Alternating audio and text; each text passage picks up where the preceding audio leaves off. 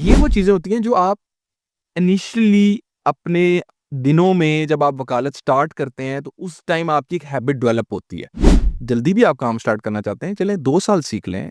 कोशिश 2 साल भी मैं मिनिमम टाइम पीरियड बता रहा हूँ। अवेयरनेस के ऊपर जैसे आज मैं आपको बता रहा हूँ कि ये एक न्यू फील्ड है, आप इसमें काम करें, इसमें अच्छा काम है। जो वैसे भी ज़रूरत होते हैं, न्यू फील्ड्स की तरफ जाएँ। उसमें ये होता है कि आपके पास वहाँ पे मैं समझता हूँ कि काम की जो करने की ऑप्शंस होती हैं वो ज़्यादा होती हैं। ज़्यादा भी जैसे साइबर लॉ के हवाले से एफआईआर हो गई है, उसको कैसे टैकल करना है। जो भी साइबर क्राइम रिलेटेड केसेस होते हैं उनमें 2 कैटेगरीज को समझिएगा। एक सोशल केस, उसमें क्या हुआ कि जो फ़ोन सबमिट करवाया गया था अक्यूज़ की साइड से given by him to the investigating officer, okay. उस फ़ोन की जो एक इनिशियल टेक्निकल रिपोर्ट थी वो अदालत में जमा होती है और उसमें ये फाइंडिंग्स होती हैं कि जो फ़ोन जमा कराया गया, उस फ़ोन को कब परचेज़ किया गया, सही है। जो कि वक़ूए के बाद का है। देख कर डिलीट कर दूंगा। ख़वातीन इस चीज़ का बड़ा शिकार हो रही हैं। क्योंकि ये जो साइबर क्राइम में बचने का एक तरीक़ेकार है और वो एक है सेल्फ अवेयरनेस। बदला लिया और तस्वीरें वायरल करके उनके डिफरेंट कज़न्स को, रिश्तेदारों को, रिलेटिव्स को भेजनी स्टार्ट कर दी।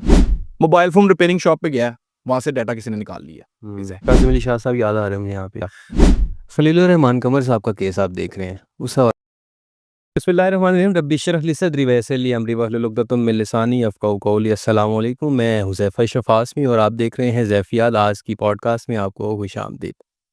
नाज़रीन इकराम, आपने पॉडकास्ट्स देखी और हम डिजिटल दुनिया में घिरे हुए हैं और डिजिटल दुनिया में जब हम रहते हैं तो बहुत सी चीज़ों को हम फेस करते हैं, जिसमें सबसे पहले हम ये देखते हैं कि हमारे इर्द गिर्द होने वाली डिजिटलाइज्ड जो हमारे साथ कारनामे सर अंजाम हो जाते हैं, तो उससे बचना किस तरह से। मैं बात कर रहा हूँ साइबर क्राइम के हवाले से। साइबर लॉ एक्सपर्ट हमारे साथ इस वक्त मौजूद हैं और उसके अलावा जब हमने चीज़ों को देखना होता है, उसमें जब बचने की नौबत आ जाती है और इसके अलावा जब हम पे केसेस हो जाते हैं, जब हम उन चीज़ों का शिकार हो जाते हैं, तो आम आवाम को, बल्कि अब तो यूँ हो चुका है कि लॉ से रिलेटेड लोगों को भी जो है ना साइबर की चीज़ों का भी नहीं पता है। तो उसकी अवेयरनेस के लिए एडवोकेट ज़ैन अली कुरैशी साहब बड़ा खूबसूरत काम कर रहे हैं। इनको आज पॉडकास्ट में वेलकम भी करते हैं, उनसे बातचीत करते हैं। सर अस्सलाम वालेकुम। वालेकुम अस्सलाम जी, बहुत शुक्रिया।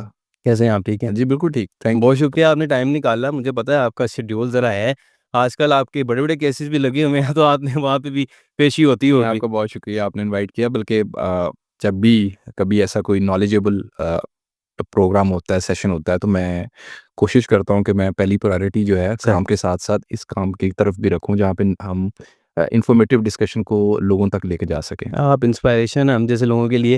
आप तो ज़नवी ये बताइएगा कि सबसे पहले थोड़ा-सा आगाज़ करते हैं आपके जर्नी के हवाले से, फिर इंशाल्लाह उसको चीज़ें ऐड करेंगे कि साइबर लॉ एक्सपर्ट बनने के लिए आपने इसी को स्पेशलाइज़ेशन की तौर पे क्यों चूज़ किया? आप कुछ और भी कर सकते थे और इसके अलावा फिर आपका इंस्पिरेशन लॉ में आने की क्या रही है? अच्छा देखिए, इन द बिगिनिंग जब मैंने स्टार्ट किया तो लॉ प्रोफ़ेशन में आने से पहले डिफरेंट एक्सपीरियंसेस थे।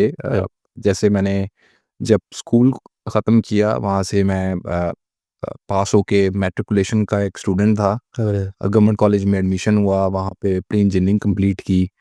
अगेन एजुकेशनल करियर हमेशा ही बहुत अच्छा रहा, मार्क्स के हवाले से भी अच्छा रहा, अचीवमेंट्स के हवाले से भी अच्छा रहा और कोशिश हमेशा यही थी कि जो अपनी सारी जो कोशिश होती थी वो एजुकेशन की तरफ हमेशा रही कि अच्छे मार्क्स आएँ, अच्छे ग्रेड्स आएँ। गवर्नमेंट कॉलेज से कंप्लीट किया तो अ, मैं बीबीए ऑनर्स किया आईबीए से, पंजाब यूनिवर्सिटी में एडमिशन हुआ। ज़बरदस्त। उसके बाद फिर मैंने लॉ को एलएलबी को जॉइन किया और सही। पाकिस्तान कॉलेज ऑफ लॉ से मैंने लॉ कंप्लीट किया। ठीक है। लॉ की फील्ड अगर आप बात करते हैं एक स्टूडेंट के तौर पे, एक एजुकेशन इंस्टीट्यूट में पढ़ने वाले तालिब इल्म के हवाले से या एक उस लॉयर के हवाले से जो प्रैक्टिकली वर्किंग फील्ड में काम करता है, उसमें बहुत ज़मीन आसमान का फ़र्क है। एग्ज़ैक्टली। अच्छा, मैं ये समझता हूँ किसी एक पर्टिकुलर फील्ड को आप चूज़ नहीं करते हैं। सही।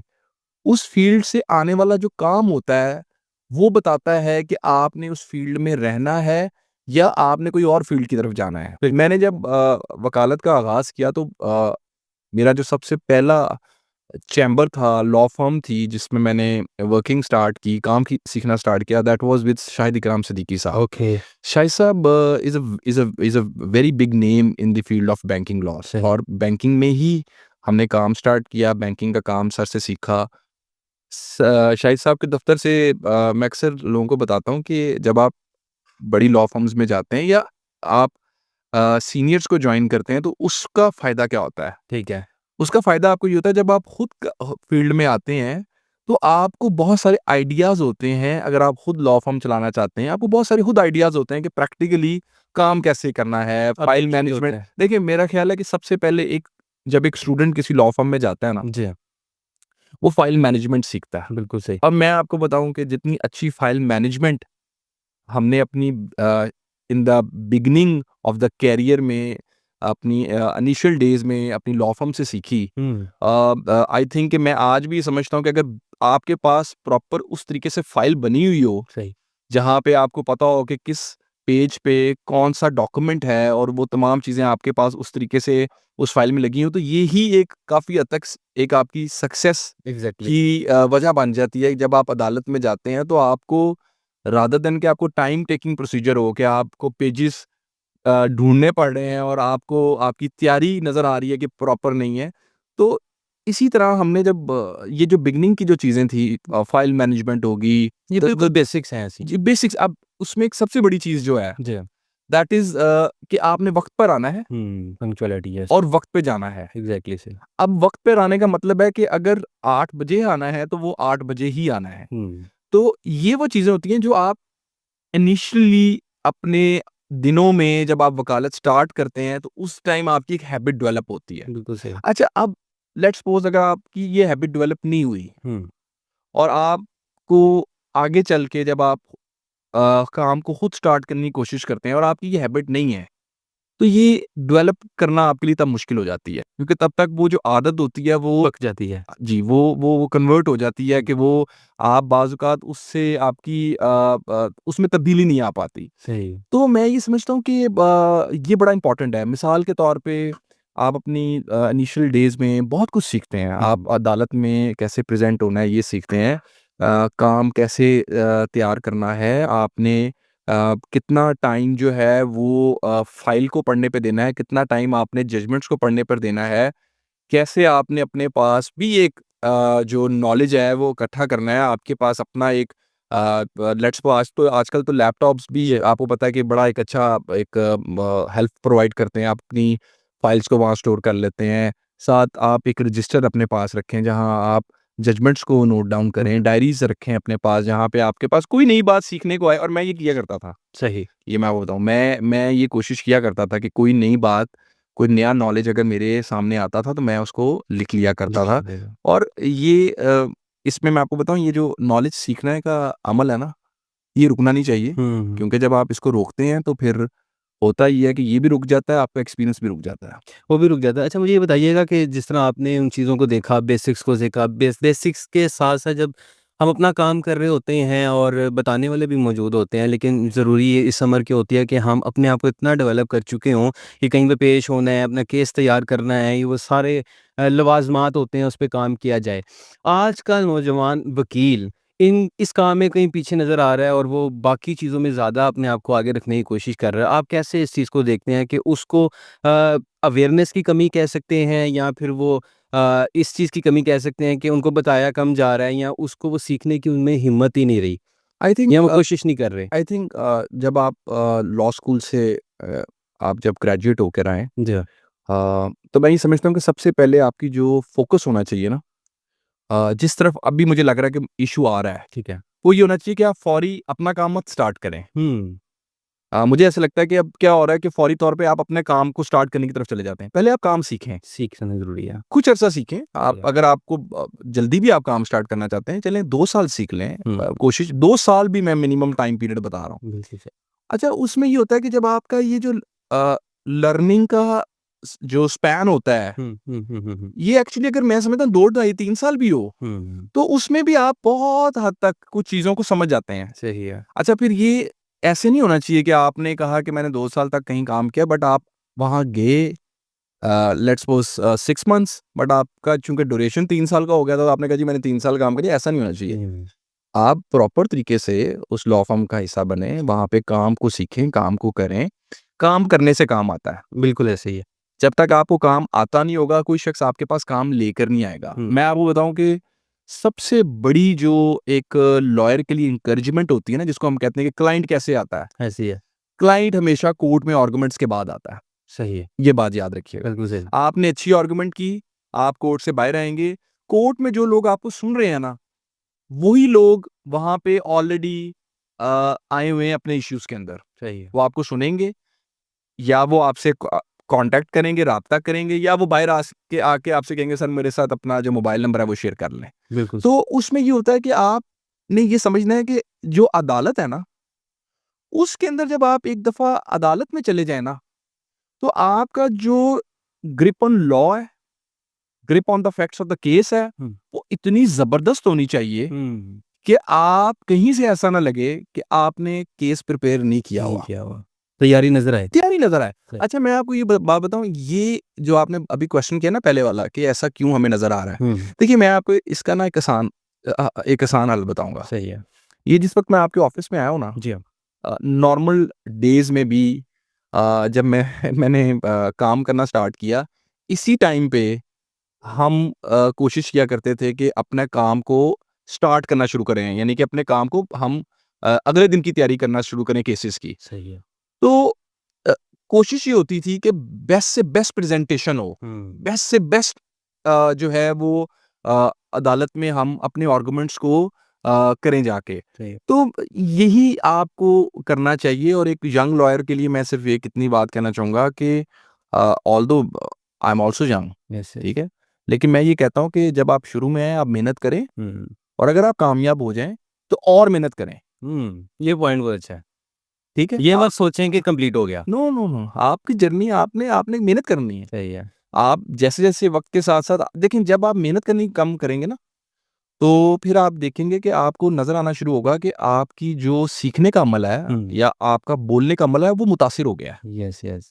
तो मेहनत के साथ साथ आप देखते हैं कि वो चीज़ें बेहतर होती जाती हैं। मैं बहुत सारी चीज़ों के बारे में समझता हूँ कि वक्त के साथ साथ उन चीज़ों के ऊपर शायद जो मेरी ग्रिप है लॉ के ऊपर, या जो भी पर्टिकुलर जिसको हम फील्ड कहते हैं, वो बेहतर इसलिए हुई है कि शायद मैंने उनकी तरफ बहुत over the period of time बहुत तवज्जो दी है। सही है।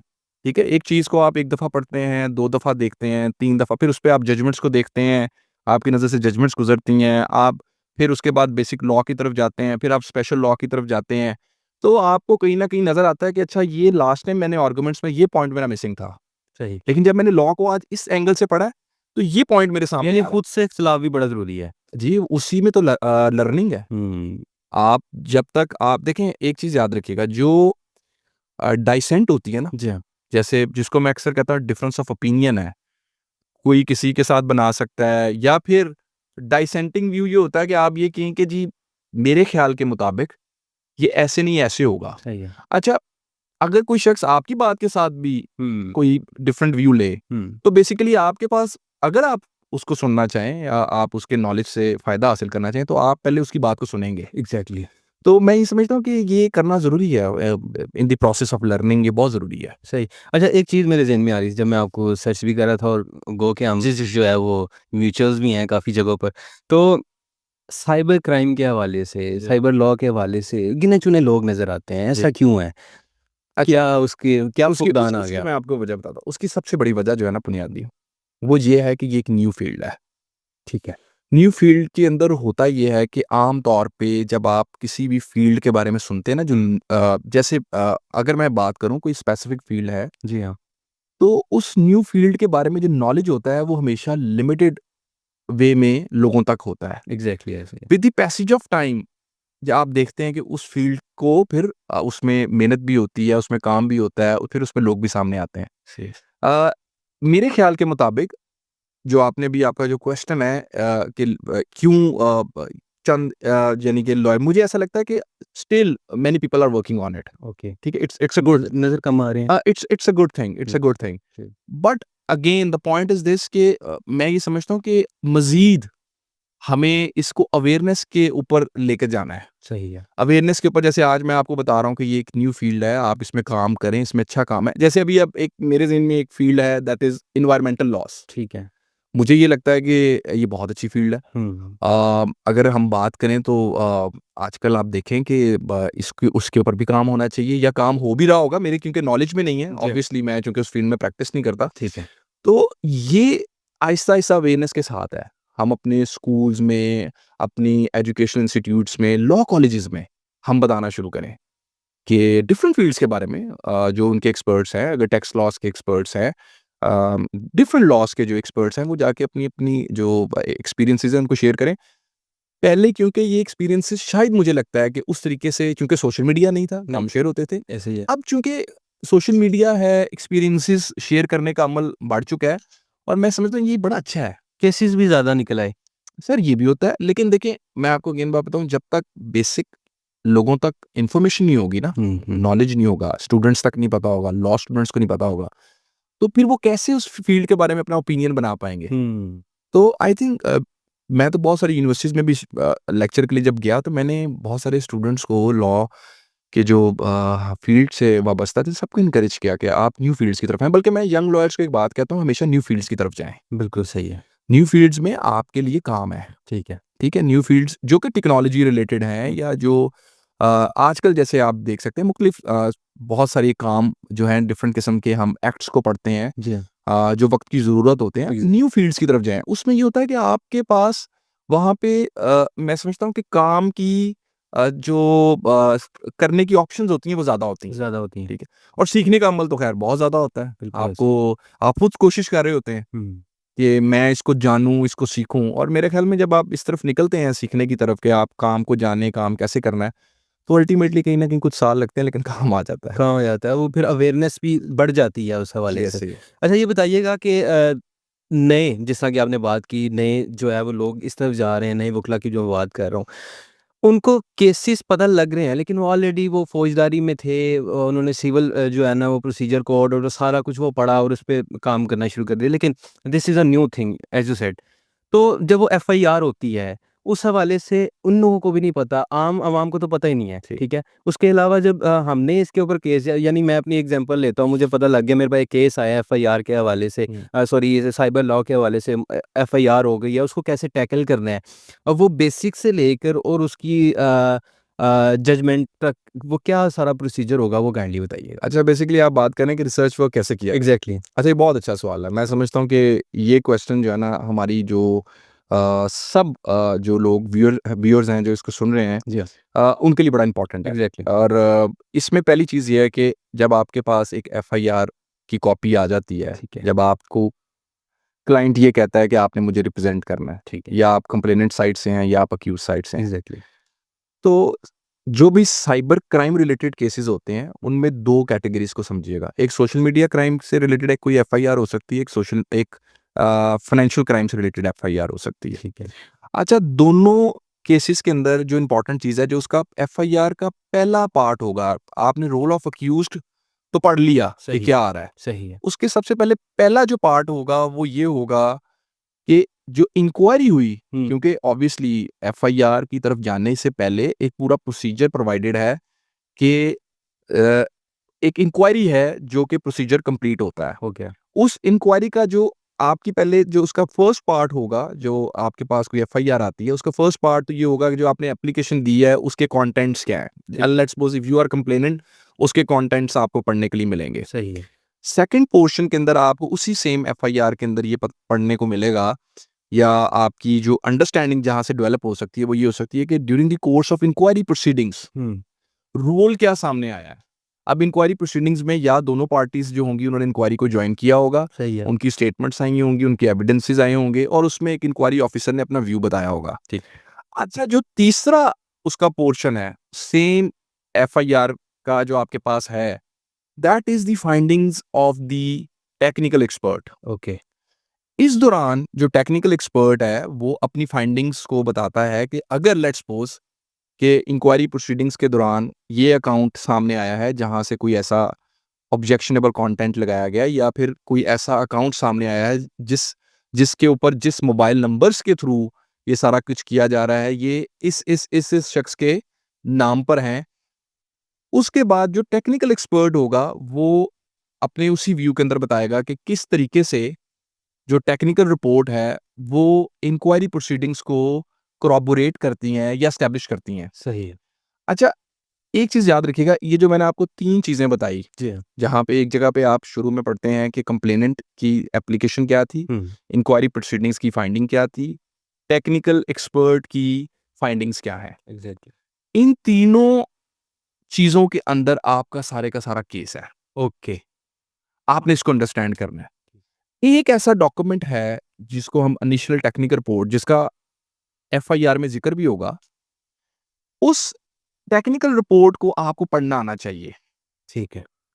अगर आप लॉ में जाएँ, prevention of electronic crimes act को पढ़ें, तो उसके सेक्शन 36 में इस रिपोर्ट को आप अदालत में रिक्वेस्ट करके एप्लीकेशन के थ्रू कैसे हासिल कर सकते हैं, by the order of the court, okay. वो प्रोसीजर भी प्रोवाइडेड है। ठीक है। उस रिपोर्ट में एक scope of the investigating officer होगा, ठीक है। जिसमें एक इन्वेस्टिगेटिंग ऑफिसर ये कह रहा होगा कि मेरे इस केस के अंदर मुझे ये आईडीज़, हुँ, ये अकाउंट्स, हुँ, ये आईपीज़, ये मोबाइल नंबर्स की हद तक बताया जाए कि क्या ये नंबर्स, ये आईडीज़ इस पर्टिकुलर मोबाइल फ़ोन से ऑपरेट हुए हैं, जो कि मैंने मुलज़िम से रिकवर किया है। सही है। टेक्निकल एक्सपर्ट उस रिपोर्ट में अपनी फाइंडिंग्स बताएगा। ठीक है।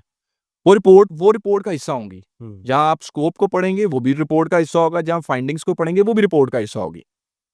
आपने, जैसे मेरे बहुत सारे केसेस के अंदर ऐसा हुआ कि जो फाइंडिंग्स थी, वो बाज़ औक़ात ये थी कि ऐसी कोई चीज़ हुई नहीं। ऑब्जेक्शनेबल रिकवर नहीं हो सकी। ठीक है। बाज़ औक़ात क्या होता है कि जो चीज़ें रिकवर हुई होती हैं मोबाइल फ़ोन में से, वो स्कोप ऑफ द आईओ नहीं होती। ओके। सो आपने, being an expert, hmm, being a lawyer of this particular field, अगर आपके पास कोई ऐसा केस आ जाए, सही है, तो उसको जो पढ़ने का तरीक़ेकार है एफआईआर का, वो तो ये है। सही है। अच्छा, एक तो मैंने इनिशियल टेक्निकल रिपोर्ट बता दी। ठीक है। फिर एट द ट्रायल स्टेज हुँ, आपके सामने एक और डॉक्यूमेंट आएगा, ठीक है। That is the forensic report. Okay. Forensic report थोड़ी डिटेल्ड रिपोर्ट होती है।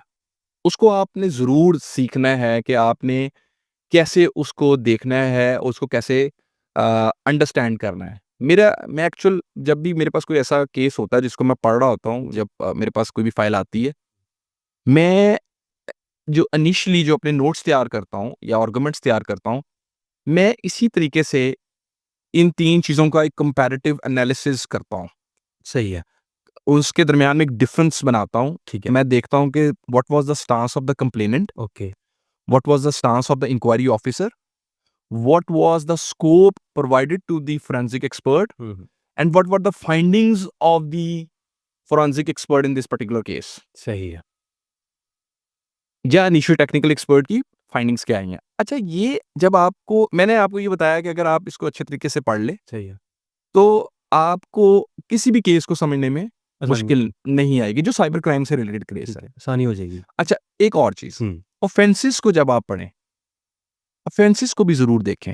ठीक है। लाइक अगर साइबर क्राइम से रिलेटेड कोई केस है, आपको ये पहले पता होना चाहिए कि साइबर क्राइम होता क्या है। हुँ, फिर आपको अंडरस्टैंडिंग होगी कि जो ऑफेंस लगा है, क्या वो ऑफेंस अट्रैक्ट होता है या नहीं होता। लाइक ये तो एक एक मैं समझता हूँ कि ये तो एक बहुत बिगिनिंग की चीज़ है। जी, हाँ जी। ये तो ऑब्वियसली ये आप with the passage of time सीख लेते हैं, but how to read it, your your question was basically how to read it. Yes. It should be read in a way, hmm, जैसे मैंने अभी आपको बताया। हुँ, लेकिन वक़्त के साथ-साथ जब आप मुख्तलिफ एफआईआर्स को पढ़ लेते हैं, मुख्तलिफ चालान्स को पढ़ लेते हैं, तो होता ये है कि आपकी अंडरस्टैंडिंग मज़ीद बेहतर होती है। सही। अच्छा, मैं आपको एक और बात बताऊँ, ये जो आप सीखते हैं ना, जी, हाँ जी। ये आप एक्सपीरियंस से सीखते हैं, हाँ, प्रैक्टिकल होकर। प्रैक्टिकल काम करने से सीखते हैं। अगर मैं ये कहूँ ना कि मैं आपको कोई भी लॉ समझाता हूँ और आप यहाँ से जाते हुए मुझे कहें कि मुझे सारी बात समझ आ गई, इस हुँ, तरह नहीं होगा। आपको पार्शियली समझ आई होगी, हुँ, 20% समझ आया होगा, 80% मेरी बातें जो होंगी, वो जब तक आप काम खुद नहीं कर लेंगे, आपको अंडरस्टैंडिंग नहीं होगी डेवलप। एग्ज़ैक्टली। तो मेरा इसमें ये ख़्याल है कि अ, ये जो टॉपिक है, आपका क्वेश्चन चूँकि बड़ा पर्टिनेंट था, जी, जी।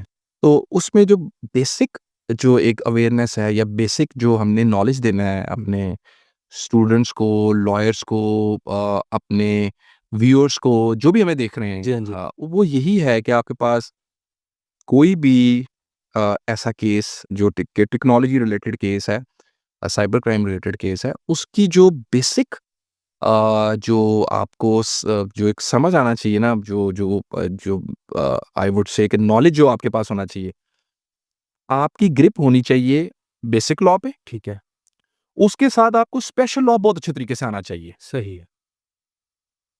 जब आपको ये दोनों लॉज आते होंगे ना, हुँ, आपकी अंडरस्टैंडिंग ऑफ द लॉ बहुत बेहतर हो जाएगी। सही है और वही चाहिए होता है। देखिए, ये बड़ा ज़रूरी है। मैं इसलिए कहता हूँ कि ये ना हो कि आप सिर्फ़ एफआईआर ही पढ़ रहे हैं, हुँ, अंडरस्टैंड करने पे अपना टाइम लगा रहे हैं। आपको लॉ भी आना चाहिए। सही है।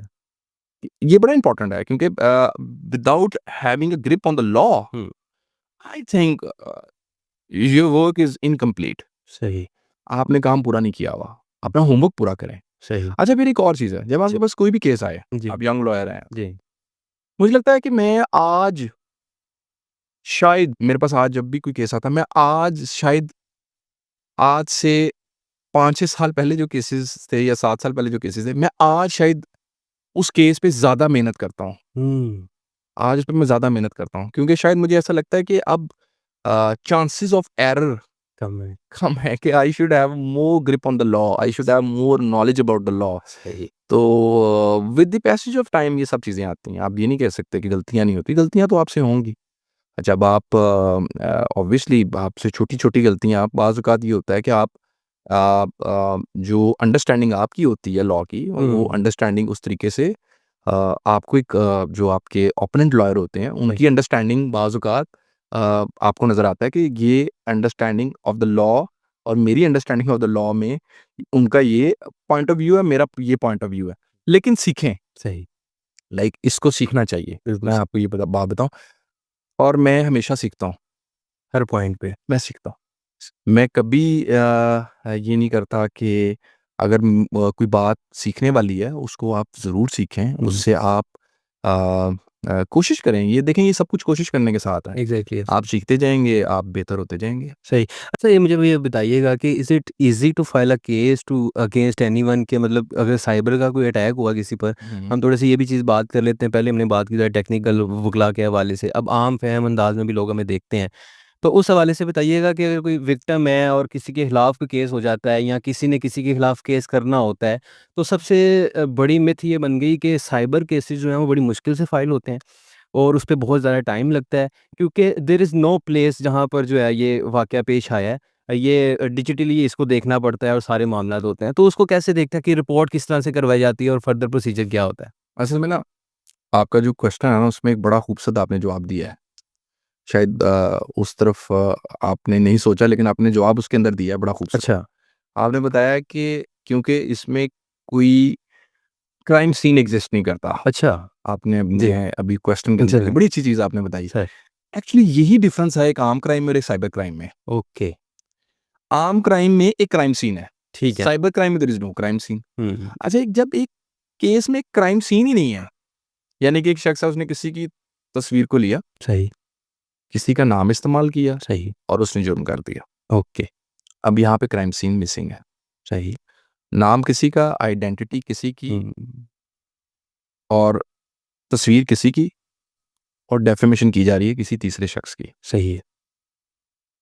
ऐसे केसेस के अंदर फिर एक लॉ में एक टर्म इस्तेमाल होती है। जी, आई would not say in the law, I would say if you are a student of law, you will come to know it about after reading so many books, के इसमें एक टर्म आ जाती है, that is reconstruction of a crime scene. सही। Crime कैसे reconstruct होता है? हुँ, लाइक मिसाल के तौर पे एक शख्स है, उसकी आइडेंटिटी फेक है। ठीक है। अगर वो सोशल मीडिया का यूज़र है, तो फिर उसकी आइडेंटिटी का पता चल सकता है फ्रॉम द आईपी एड्रेसेस। जो भी इन्वेस्टिगेटिंग जी, इदारा इन्वेस्टिगेट करेगा उस जी, केस को, आईपी एड्रेसेस की मालूमात से। सही। अगर आइडेंटिटी फेक है और क्राइम किया गया है with the help of SIM card, किसी को फ़ोन किया गया है, तो उसकी आइडेंटिटी का पता चल सकता है सिम कार्ड की ओनरशिप से। अगर सिम कार्ड फेक है, हुँ, तो फिर पता चल सकता है आईएमईआई की ओनरशिप से। सही है। आईएमईआई में के थ्रू ये पता चल सकता है कि how many SIMs have been used on that particular mobile phone. हुँ, सो ये मैंने इसलिए आपको ये सारी बातें बताना शुरू की, लाइक ये आप वक़्त के साथ-साथ सीखते हैं। Like in one of my case, उसमें क्या हुआ कि जो फ़ोन सबमिट करवाया गया था अक्यूज़ की साइड से, हुँ, एट द प्रीवियस स्टेज की मैं बात बता रहा हूँ कि उसने इन्वेस्टिगेशन को ज्वाइन किया and the phone given by him to the investigating officer, okay. उस फ़ोन की जो एक इनिशियल टेक्निकल रिपोर्ट थी, वो अदालत में जमा होती है और उसमें ये फाइंडिंग्स होती हैं कि जो फ़ोन जमा कराया गया, उस फ़ोन को कब परचेज़ किया गया, सही है। जो कि वक़ूए के बाद का है। उसमें जो सिम्स खरीदी गई हैं या जो सिम्स इंसर्ट की गई हैं, वो भी इस वाक़ये के होने के 2 महीने बाद की हैं। सही। और जो सिम इस फ़ोन में इंसर्ट है, वो भी इस शख्स के नाम पे नहीं है और जो एक्चुअल सिम है, जिसके थ्रू ये क क्राइम कमिट किया गया है, वो सिम ये है। हुँ। और वो सिम जिस मोबाइल फ़ोन में इस्तेमाल होती गई थी, वो मोबाइल फ़ोन ये था। अच्छा। और वो सिम जो थी वो इस शख्स के नाम पे थी। हुँ। उसकी लोकेशंस जो थी, वो उसी जगह की आ रही है जिस जगह का ये रहने वाला है सही। और जिस जगह पे ये वाक़या हुआ। सही है। So this is what we called as digital evidence in the modern world. ठीक है। इसको अंडरस्टैंड करें। सही है। देखिए, आपको लॉ आता है, हुँ। आपकी टेक्नोलॉजी पे थोड़ी-सी ग्रिप है। सही। लॉ ज़्यादा आना चाहिए, टेक्नोलॉजी पे थोड़ी-सी ग्रिप है। ठीक है। आपकी जो बेसिक अंडरस्टैंडिंग होती है ना, जी हाँ। वो बेहतर हो जाती है। सही है। देखिए, आप ऑब्वियसली आपका कंप्यूटर साइंसेज़ के साथ तो आप because we are a lawyer और ऑब्वियसली हमारी उस तरह की बैकग्राउंड तो नहीं होगी कंप्यूटर साइंसेज़ के हवाले से कि हमें सब कुछ आता हो। लेकिन with the passage of time आप एक्सपीरियंस से सीख जाते हैं। हुँ। तो जो आपका क्वेश्चन था वो ये था कि कैसे जो है वो अ, हम इसको कर सकते हैं। तो मेरा इसमें यही एक पॉइंट है कि आप लॉज़ को सीखें सही है। और बेसिक लॉ पे अपनी ग्रिप रखें। बिल्कुल ठीक है।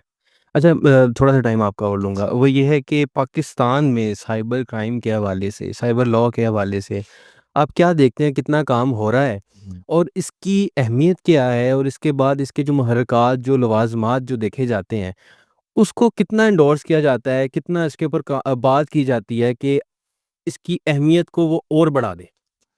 अच्छा, मुझे आप ये बताएँ, आप कितनी देर के लिए अपना मोबाइल फ़ोन इस्तेमाल करते हैं 1 दिन में? तो बहुत ज़्यादा हो बहुत जाता ज़्यादा है, बहुत ज़्यादा। करते हैं। इसकी अहमियत को आप अंदाज़ा यहाँ से लगा लें। सही है। जितनी आप टेक्नोलॉजी का इस्तेमाल करते हैं, जितना आप इंटरनेट का इस्तेमाल करते हैं, जितना आप मोबाइल फ़ोन टेक्नोलॉजी का इस्तेमाल करते हैं, उसके साथ-साथ ही आप ये देखते हैं कि आपको कहीं न कहीं डेली एक मैसेज आ जाएगा, हुँ।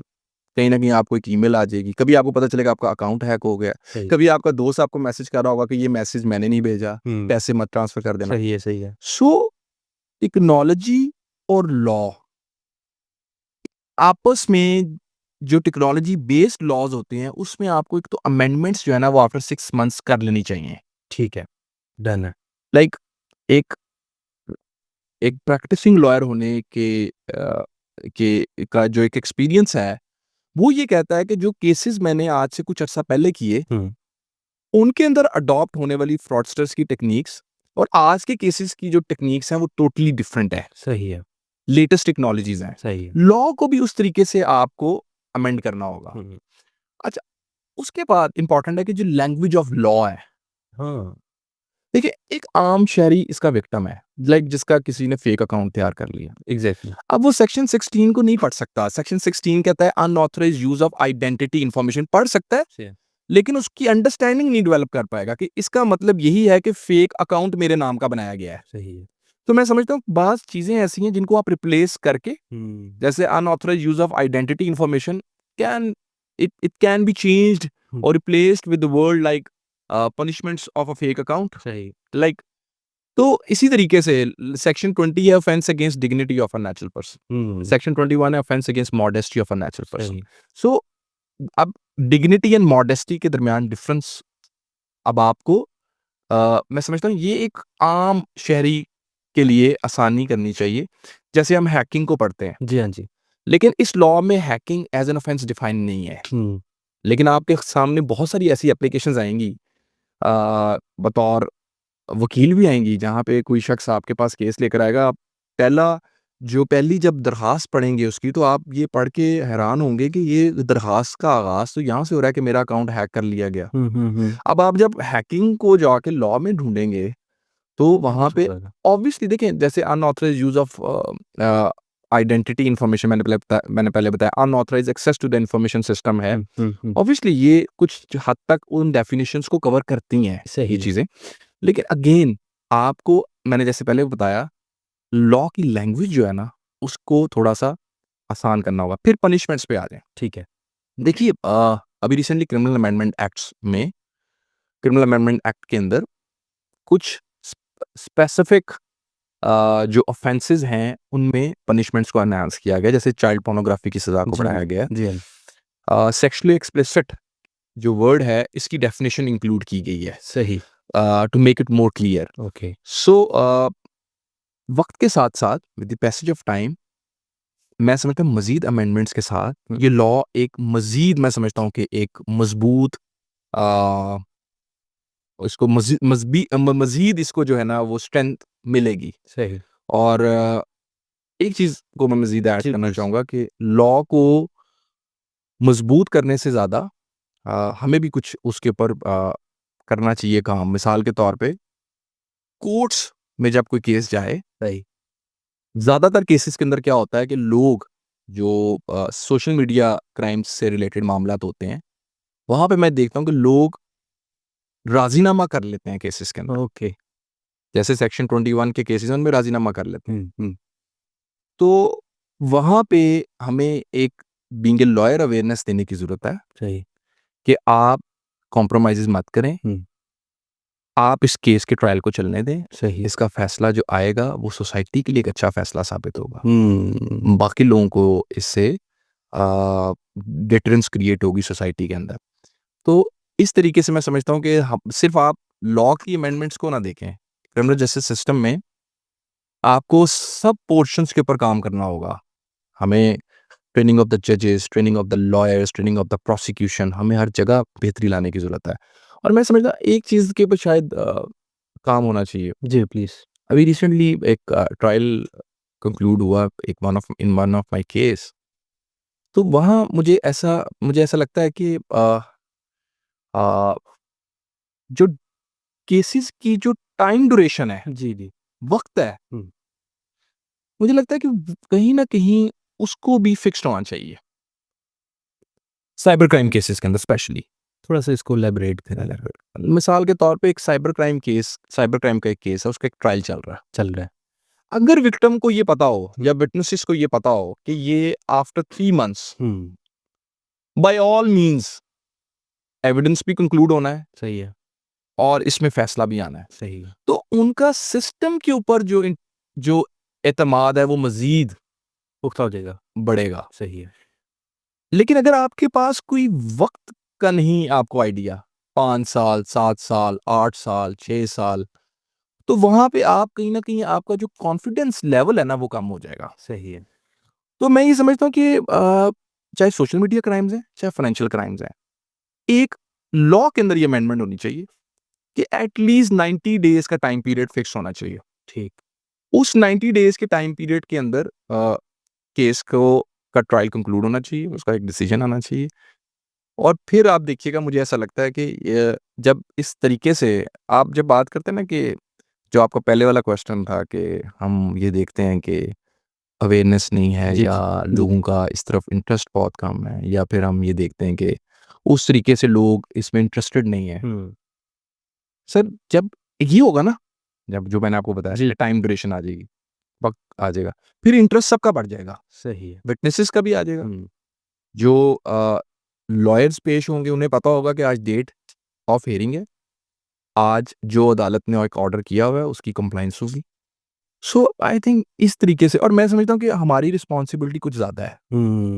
एग्ज़ैक्टली। हमारी बीइंग अ लॉयर। रिस्पॉन्सिबिलिटी ज़्यादा है। देखें, सही। मैं ये समझता हूँ कि अगर अदालत ने किसी मुकदमे में कोई डेट फिक्स की है जी। और उस दिन के लिए अदालत ने कोई स्पेसिफिक ऑर्डर किया है, तो हमारी जो सबसे पहली और बुनियादी ड्यूटी है, हमें वो ऑर्डर की कंप्लायंस करनी है। सही है। कोई आर्गुमेंट्स हैं, कोई ट्रायल है, कोई एविडेंस रिकॉर्डिंग है, कोई क्रॉस एग्जामिनेशन है, हमें उसको पहले उस ऑर्डर की कंप्लायंस करनी है। जब हम ये सोचेंगे ना जी, जी, जी, जी। कि हम ये ना सोचेंगे what is best in the interest of my client. जब हम ये सोचेंगे ना that is best in the interest of the justice, yes. तो आई थिंक बहुत सारी चीज़ें जो है ना वो बेहतरी की तरफ चली जाएँगी। हाँ, देखिए हम कलेक्टिव रोल की बात करें, बिल्कुल सही। अगर हमने सोसाइटी को बेहतर करना है, तो हमारी कलेक्टिव कुछ रिस्पॉन्सिबिलिटीज़ हैं। हम ये नहीं कह सकते कि मैं आपको ये कहूँ कि आप अपना काम तो करें, पर आप मुझे अगर कहें कि ये आपकी भी ये रिस्पॉन्सिबिलिटी है, तो उसपे मैं आपको कहूँ कि नहीं, ये आपने मुझे नहीं कहना, तो ये गलत है। ये गलत है। कलेक्टिव रिस्पॉन्सिबिलिटी है। मैं अक्सर कहता हूँ कि चीज़ें मिलकर बेहतर होती हैं, और आइसोलेशन में बेहतरी नहीं है। हुँ। क्या हम ये कहें कि ठीक है जी, मैं तो जैसे मर्ज़ी काम करूँगा, आपने लेकिन काम जो है ना वो इस तरह करना है, फिर नहीं हो गया। यानी कि अगर आप ये चाहते हैं कि आपके ऑफ़िस में आपके तमाम लोग जो आपके पास काम कर रहे हैं वो सुबह 8 बजे आएँ, तो आप भी सुबह साढ़े 7 बजे आएँ। एग्ज़ैक्टली। तो ये एक अच्छी जो जो मैं समझता हूँ ना, क्योंकि मैंने बेसिकली बीबीए ऑनर्स जब किया ना, मैं जी। थोड़ा-सा लॉ से रिलेटेड बात से हम थोड़ा-सा एक साइड पे जाएँगे। जी, जी। तो मैंने एक चीज़ वहाँ पे बड़ी ज़बरदस्त पढ़ी, अच्छा। That was the value of time. हुँ। और वैल्यू ऑफ टाइम में ना जब हम पढ़ रहे थे, तो बेसिकली मेरी जो स्पेशलाइज़ेशन थी उस वक़्त बीबीए में, वो मार्केटिंग में थी। ओके। तो वो उसमें हमने ना एक बड़ी अच्छी टर्म्स जो हमें प्रेपोज़िशंस पढ़ने को मिली ना, वो कुछ थी, मिसाल के तौर पे टाइम कैसे इम्पोर्टेंट होता है, अगर कोई प्रोडक्ट है, उसकी प्राइसिंग कैसे इम्पोर्टेंट होती है, उसकी प्लेस कैसे इम्पोर्टेंट होती है, उसकी प्रमोशन कैसे इम्पोर्टेंट होती है। तो मैं समझता हूँ कि ये सारी चीज़ें जब आप किसी भी एक प्रोफ़ेशन में जाएँ, सही। तो कोशिश करें कि ये जो बुनियादी चीज़ें हैं ना, जी, जी, जी। सीखने के लिए कि क्या चीज़ें इस प्रोफ़ेशन में इम्पोर्टेंट हैं। हुँ। आपको एक तो आप सुन रहे हैं मुझे, बिल्कुल सही। एक है कि आप वो काम होते देख रहे हैं, हुँ। उसका इम्पैक्ट ज़्यादा है। ऐसा ही है। वो आप अपनी आँखों के से सामने देखेंगे। हुँ। वो आप देखेंगे कि यार अच्छा, जब कोर्ट में जाते हैं तो इस तरीके से जाते हैं। सही। अच्छा, जब आप अदालत से बाहर आते हैं तो इस तरीके से आते हैं। कोर्ट में आपने किस तरीके से बिहेव करना है, आपकी आवाज़ कम होनी चाहिए, आपकी आर्गुमेंट्स मज़बूत होनी चाहिए, आपको काम आना चाहिए, आपकी वर्क पे ग्रिप होनी चाहिए, आप अपने अपोज़िंग काउंसिल को इन अ रिस्पेक्टफुल मैनर अगर अपोज़ करना चाहें, तो वो आपने कैसे करना है। सही है। आपने अगर कोई जजमेंट प्रेज़ेंट करनी है, उसका क्या तरीक़ेकार है। अगर आपने जजमेंट पढ़नी है, उसका क्या तरीक़ेकार है। हुँ। आपने अगर कोई रेलेवेंट पोर्शन हाइलाइट किया हुआ है, वो बताने के लिए अपनी इंटरप्रिटेशन साथ ऐड करनी है, उसका क्या तरीक़ेकार है। सही। अगर आपने रिटन आर्गुमेंट्स प्रेज़ेंट करने हैं, उसका क्या तरीक़ेकार है, बनाने कैसे हैं, किस चीज़ पे ज़्यादा फ़ोकस करना है, लॉ पे कितना फ़ोकस करना है, फैक्ट्स पे कितना फ़ोकस करना है, सब चीज़ें आप एक दिन में नहीं सीखते, टाइम लगता है। यस। और आप सीखते हैं बेसिकली फेलियर से, हुँ। गलतियों से। सही। तो अक्सर लोग ना जब बात करते हैं ना कि कामयाबी, तो मैं उन्हें अक्सर कहता हूँ कि जो आप फेलियर से लेसन्स लेते हैं ना, वो आपको शायद इतनी जल्दी जीतने के बाद नहीं मिलते। नहीं मिलता। क्योंकि उस टाइम आपको ये लग रहा होता है कि मैंने गलती कोई नहीं की। हाँ। तो फेलियर्स के बाद आपको लगता है कि गलतियाँ थी जो, गुंजाइश बढ़ जाती है बेहतरी के लिए। हाँ, फिर आप सीखते हैं। और सही। जब आप सीखते हैं ना, हुँ। मैं आपको बता रहा हूँ कि नॉलेज जो है ना, मैं आपको ये, क्योंकि मैं ये प्रैक्टिकली लोगों को ये बात अक्सर बताता हूँ कि नॉलेज है ना, हुँ। एक्चुअली हुँ। वो ही आपको आगे लेके जाता है। सही है। अब अगला क्वेश्चन ये है कि जी नॉलेज कैसे आता है? हुँ। मेहनत से आता है। मेहनत से आता है। खुद मेहनत करनी पड़ती है। मिसाल के तौर पे अगर ये फ़ाइल आपका क्लाइंट आपको देकर गया है, अब ये आपकी रिस्पॉन्सिबिलिटी, आप इस फ़ाइल को पढ़ें। सही है। जब आप उस फ़ाइल को पढ़ लेंगे, क्लाइंट के साथ दोबारा डिस्कशन करेंगे, उसको ये एक फीलिंग आएगी कि he has red my case. Yes. So once that particular feeling, ये जो हम जिसको हम डिस्कस कर रहे हैं, फिर उसका कॉन्फिडेंस लेवल क्लाइंट का भी आप पे बढ़ेगा यस। कि नहीं, मेरा जो I am in safe hands, मेरा जो लॉयर है उसकी अंडरस्टैंडिंग ऑफ द लॉ बहुत बेहतर है। अगर मुझे किसी मेरे कज़न ने रिकमेंड किया था, मेरी फैमिली मेंबर ने रिकमेंड किया था, and he has given me a good decision to go to this particular person. Yes. And let me tell you one more thing, जी। जब आपके साथ कोई बंदा अपना केस डिस्कस करने आता है ना, जी। It took him like 3 to 4 minutes to decide कि जिनके पास मैं आया हूँ, उनको इस रेलेवेंट फ़ील्ड के मुतल्लिक कुछ आता है या नहीं आता। सही है। सो कोशिश करें कि अगर आप कोई भी केस है, अगर आप उस फील्ड में। जैसे मैं कुछ स्पेसिफिक फील्ड्स का काम मुझे नहीं आता तो मैं वो नहीं करता। सही है। स्पेसिफिक फील्ड से मुराद होती है जो कुछ टेक्निकल फील्ड्स होती हैं, जी। लेकिन मैं ये समझता हूँ कि आपको ये बताना चाहिए। हुँ। तो बेसिक लॉ का नॉलेज तो होता है, आपने प्रैक्टिकली किया भी होता है, लेकिन आपको ये चाहिए कि आपके पास जब भी कोई शख्स आए तो वो एक इम्प्रेशन लेके आपके ऑफिस से बाहर जाए कि जो मेरा आज का टाइम था, एक तो वो अच्छा गुजर गया, वैल्यूएबल हो गया। वैल्यूएबल हो गया। दूसरा ये कि मुझे जहाँ रिकमेंड किया गया था वो अच्छी जगह थी, मुझे वहाँ से फ़ायदा हुआ, कुछ सीखने को मिला, मेरा सही। केस जो है वो अब कहीं बेहतर हाथों में चला गया। सही हो गया। थोड़ा-सा वक़्त और लूँगा, मेरा दिल नहीं कर रहा कि आप जाएँ। When you came here we decided we will record only 30 minutes लेकिन इट्स 45। ढके-छुपे अल्फाज़ में थोड़ी-सी बात करूँगा क्योंकि मेरी ऑडियंस भी वैसे नहीं है और मेरी भी तरबियत का ज़रा एक उसमें एलिमेंट आ जाते हैं। देख कर डिलीट कर दूँगा। ख़वातीन इस चीज़ का बड़ा शिकार हो रही हैं और इसमें बहुत सी चीज़ें आ जाती हैं। हुँ, वो कैसे बचें? हुँ, साइबर लॉ के हवाले से बताइएगा। और कहीं न कहीं हमारा ऑब्वियसली हमने आउट ऑफ द बॉक्स जाके भी देखा ना, ह्यूमैनिटी पहले आती है हर चीज़ में, देखें आप। तो उस हवाले से बताइएगा कि हमें हमारी घरों में बैठी ख़वातीन जो हैं और जो जॉब्स करती हैं वो इस चीज़ का शिकार हो जाती हैं। Not all the only the women, मर्द हज़रात भी इस चीज़ का शिकार हो रहे हैं। डीप फेक वीडियोज़ और हुँ, फेक चीज़ें आ जाती हैं। और फिर इस सिंसियर चीज़ें और उसके अलावा मैं ये कहूँगा कि इतनी ओरिजिनल लग रही होती हैं कि आप खुद हैरान हो जाते हैं कि ये मैं ही हूँ, हम खुद मान लेते हैं इस चीज़ हुँ। को। तो थोड़ा-सा इस हवाले से रोशनी डालिएगा फिर इसको देखिए एक बात ना मैं आपको बताऊँ कि जब भी आप सोशल मीडिया की बात करते हैं ना, वहाँ पे थोड़ा-सा होता ही है कि आम ज़िंदगी में जो हमारा एक रवैया होता है, जी, वो ये होता है कि अभी अगर मैं आपके साथ इस ऑफ़िस में बैठा हूँ जी, जी, हम पॉडकास्ट रिकॉर्ड कर रहे हैं। जी। अभी यहाँ पे एक स्ट्रेंजर अगर आ जाते हैं और ये सामने वाली चेयर पे बैठ जाते हैं और हुँ, आपसे बात करने की कोशिश करेंगे, हुँ। तो आपका पहला क्वेश्चन होगा कि आप किस रेफ़रेंस से आए हैं? जी, हाँ जी। या आपके बाहर से ऑफ़िस बॉय आके आपको बताएँगे सर ये आपसे मिलना चाहते हैं। आप उनसे कहेंगे जी पूछें ये मुझे क्यों मिलना चाहते हैं? जी हाँ, लेकिन अगर यही मैसेज आपको सोशल मीडिया पे आ जाए, ठीक है। तो शायद आप ये चीज़ नहीं नहीं पूछेंगे। है, जी, सही, आप क्या करेंगे? आप उस अकाउंट को ओपन करेंगे, उस अकाउंट पे तस्वीरों को देखेंगे सही है। और अगर आप उन तस्वीरों से बहुत ज़्यादा इम्प्रेस होंगे, तो आप कन्वर्सेशन को कंटिन्यू कर करेंगे। लेंगे। ठीक है? अगर आप इम्प्रेस नहीं होंगे तो आप क्या करेंगे? आप कन्वर्सेशन को ज़्यादा आगे नहीं लेकर जाएँगे। ट्वील नहीं करेंगे, यस। तो सोशल मीडिया पे जो आपको शख्स ट्रैप करने के लिए आता है या फ्रॉड करने के लिए आता है, हुँ, उसको इस बात का पता है सही है, कि मैंने कैसे ऑपरेट करना है। ठीक है। प्रॉब्लम ये है कि आपके एंड पे अवेयरनेस नहीं है हुँ, कि मैंने इसको कैसे अवॉइड करना है। सही। अवेयरनेस बार-बार आ रहा है, बिल्कुल सही। क्योंकि ये जो साइबर क्राइम में बचने का एक तरीक़ेकार है और वो एक है, सेल्फ अवेयरनेस। ओके। आपको एक शख्स ने मैसेज किया, हुँ, आपको ये लगा कि इस मैसेज जो मुझे किया जा रहा है या जो मुझे अप्रोच किया जा रहा है, ये कोई शख्स स्ट्रेंजर है, सही है, ठीक है? तो आपने खुद सबसे पहले केयरफुल रहना है। सही है। सबसे पहले आपने खुद केयरफुल रहना है।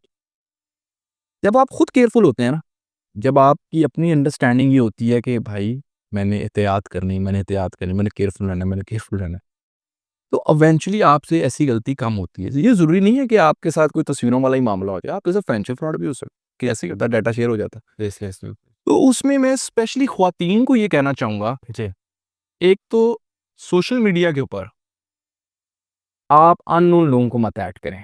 ठीक है। देखिए जब आप बात करते हैं ना तस्वीरों के हवाले से, तो इसमें 2-3 तरह की कैटेगरी के केसेस हैं, पहले उनको समझें। एक केस वो है कि जैसे किसी के साथ ताल्लुक था, हुँ, उस ताल्लुक का एंड हुआ सही है, और उसने तस्वीरें वायरल कर दी। ठीक है।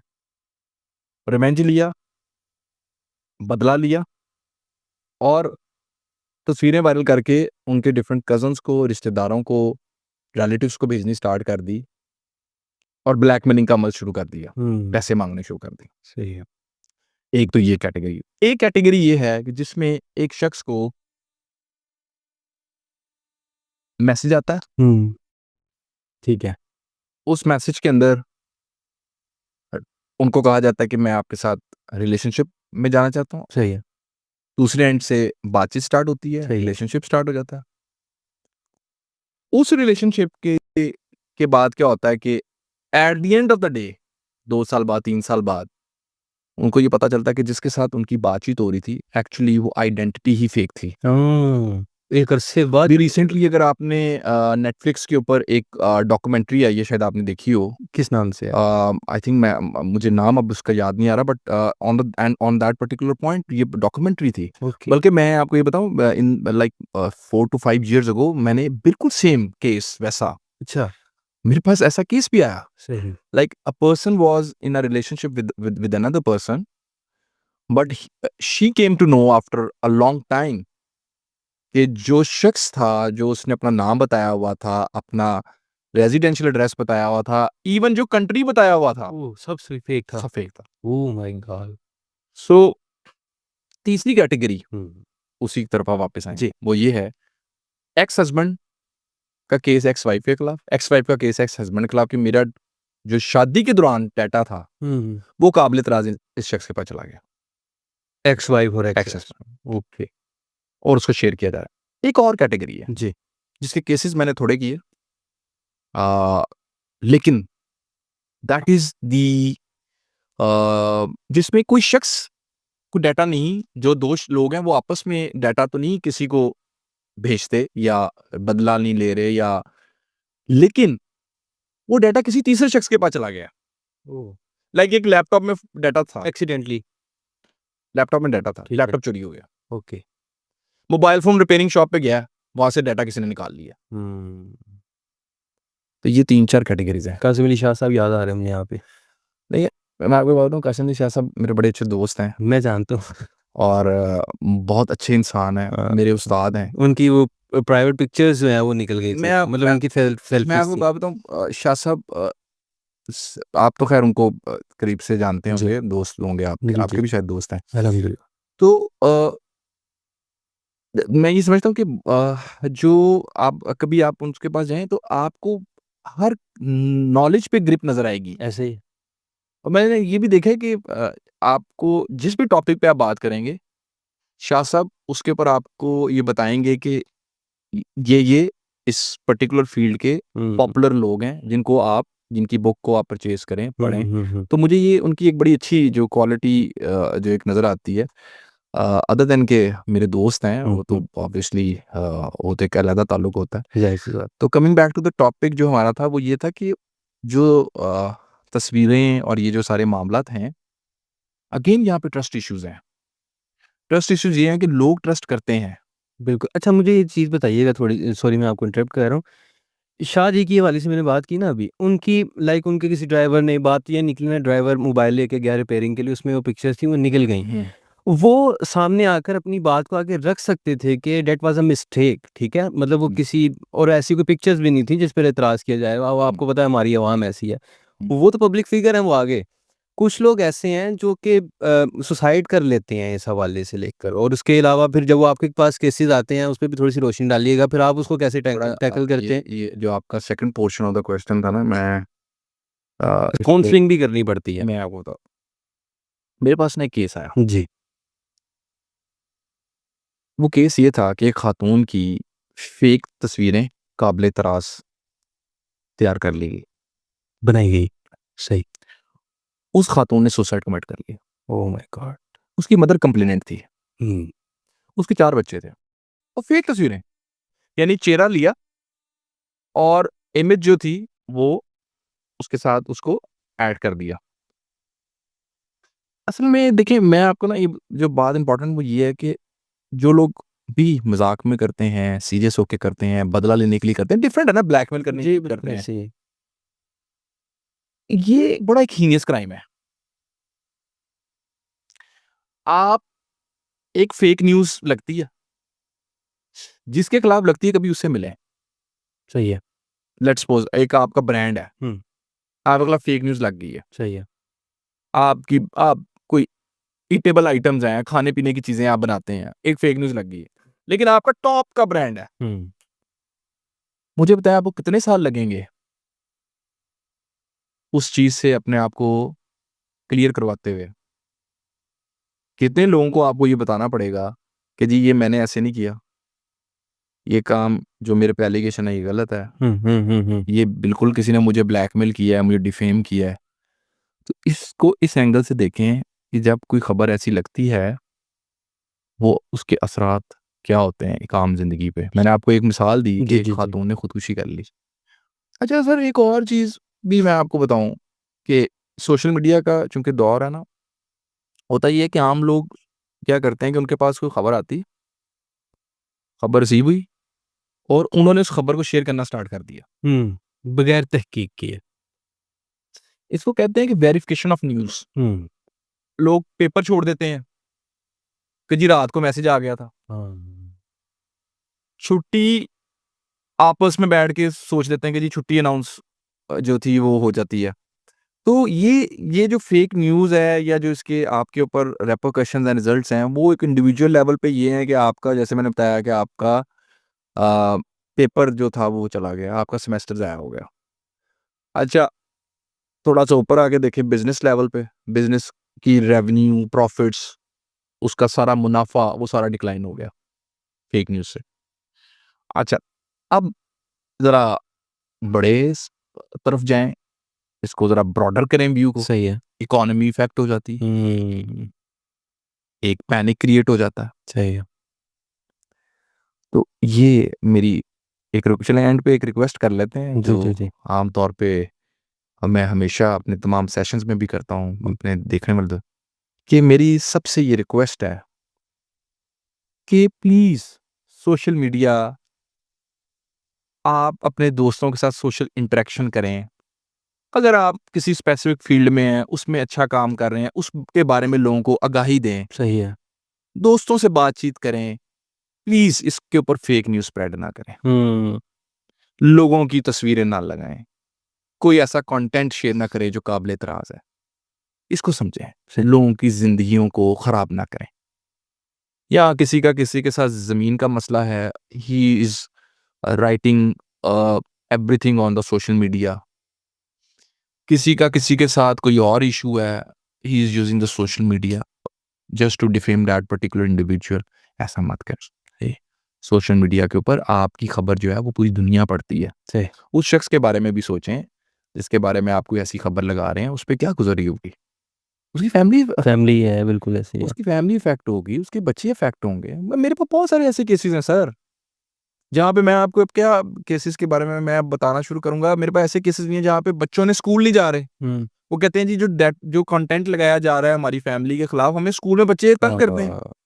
कितना बड़ा आदमी है। सर मैं आपको ये तो बता रहा हूँ कि ये this is very, very difficult for any family to pass through that particular stage.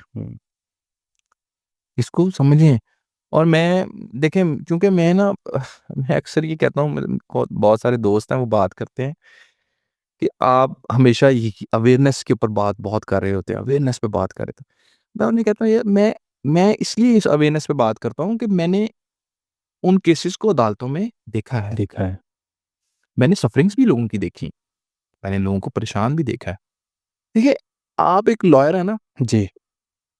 Lawyer तो हैं, लेकिन आप उसके साथ लोगों की सफरिंग्स को फील भी करते हैं। बुरा भी लगता है, परेशानी भी होती है जब आप सुनते हैं। तो कहीं न कहीं आपका ये एक आपको ये लगता है, आपको ये ऐसी फीलिंग आनी स्टार्ट होती है कि यार ये नॉलेज जो है ना, ये रिगार्डिंग अवेयरनेस, इसको हम लोगों को बताएँ, स्प्रेड करें। यस, ये भी कर सकता था कि जब पॉडकास्ट आज आपके साथ फिक्स थी, तो जैसे आपको आते ही बताया कि क्लाइंट्स बैठे हैं ऑफ़िस में, तो क्लाइंट्स से कंटिन्यू भी कर सकता था। सही। तो लेकिन प्रायोरिटी में ये था। मैं आपको क्रेडिट देता हूँ, आप इस पे काम कर रहे हैं, इसके ऊपर मज़ीद काम करें। इंशाल्लाह ताला। इस पे बहुत अच्छा काम कर रहे हैं आप। आप लोगों के लिए नॉलेज का एक ज़रिया बन रहे हैं। सही। इन्फॉर्मेटिव डिस्कशंस का एक प्लेटफ़ॉर्म है ये। इससे पहले भी हमारे सीनियर्स की इंटरव्यूज़, मोहम्मद अहमद क़य्यूम साहब का इंटरव्यू आ अल्हम्दुलिल्लाह। चुका है, फ़रहाद अली शाह साहब का अच्छा इंटरव्यू आ चुका है। मैंने सारे इंटरव्यूज़ देखे। अच्छा अच्छा अच्छा। मैंने बिल्कुल मैं आपको बताऊँ, मैं अगर इंटरव्यू जब आपके पास आ रहा था तो मैंने कोशिश की कि मैं जो इंटरव्यूज़ थे जो मुझे नज़र में आ रहे थे, जी मैंने जी वो जी। देखे और सही। बहुत इन्फॉर्मेटिव इंटरव्यूज़ थे। सही। देखिए, मैं आपको ना एक बात और बताऊँ, जी प्लीज़। जब आप किसी फ़ील्ड के अंदर होते हैं ना, तो ये भी कोशिश करें कि उस फ़ील्ड के अंदर जो आपके सीनियर्स हैं ना, आप उनसे सीखें। एग्ज़ैक्टली ऐसे। तो अभी मैं फ़रहाद अली शाह साहब का इंटरव्यू सुन रहा था जी, जी, जो जी। आपने किया था अपलोड किया हुआ था।